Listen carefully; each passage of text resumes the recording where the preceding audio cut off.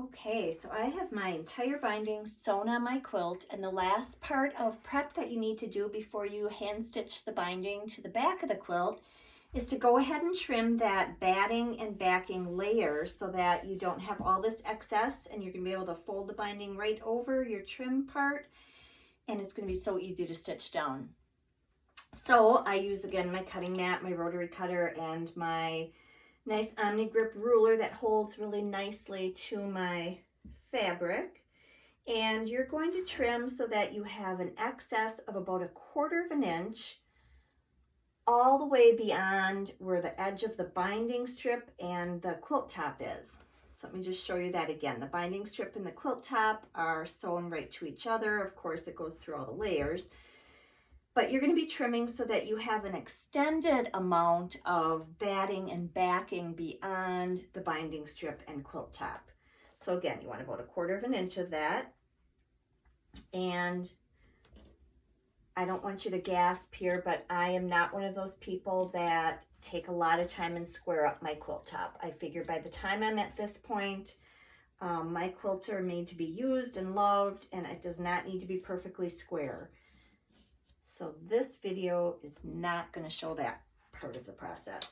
So once you've got your 1/4 inch measured, just go ahead and take your rotary cutter and go all the way around the edge of it. And you're going to get that nice extended amount. Sometimes you can save some of that.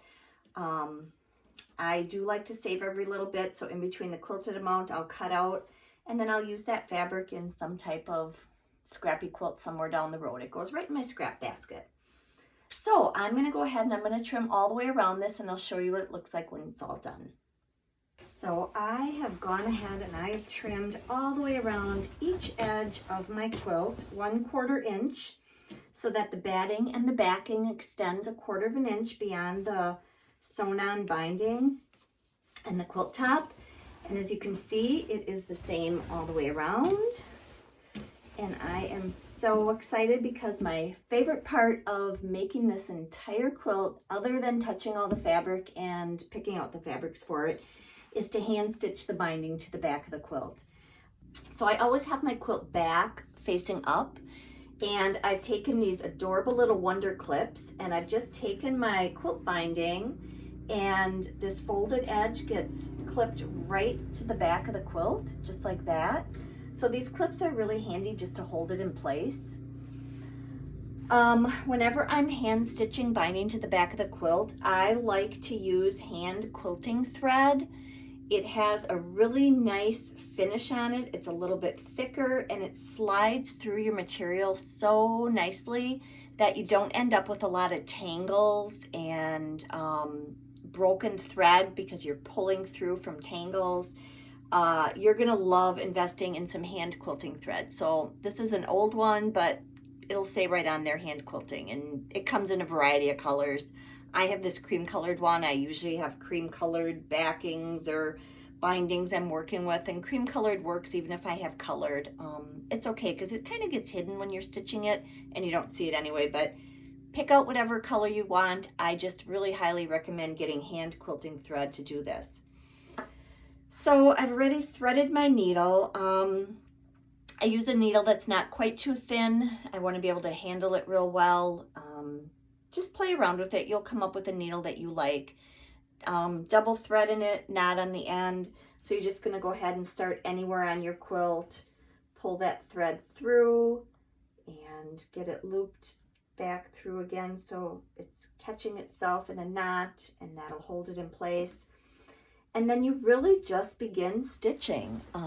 It's really that easy. You just very small stitches and add an angle.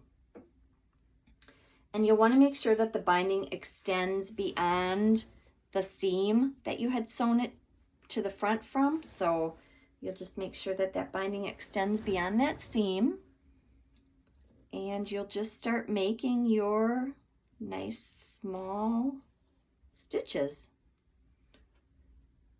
This truly is quite relaxing, and I don't do a lot of hand stitching. I'd like to get into it a little bit more. I think I would really enjoy it because honestly, like I said, hand stitching the binding to the back of the quilt is really one of my favorite parts about making this whole quilt, other than touching the fabrics and picking them out. So it'll probably take me, I'm guessing, this is probably about a 3 to 4 hour job, working on it continuously. I very seldom will do that. I'll pick it up, work on it for half an hour or so if I have some time in between other things.